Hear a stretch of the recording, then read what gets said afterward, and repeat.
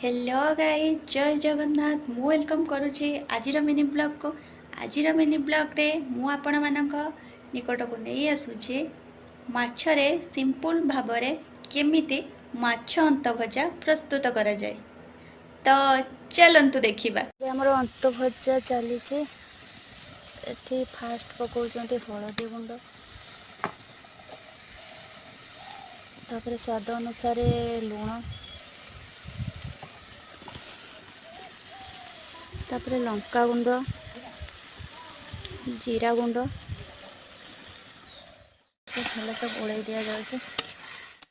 एबे अंतर पानी मरिबा जाए ताको फुटा जाउछि। फाइनाली अंतर पानी मरीगला। आगर तेल दि जाए ना से तेल को ऐड करागला।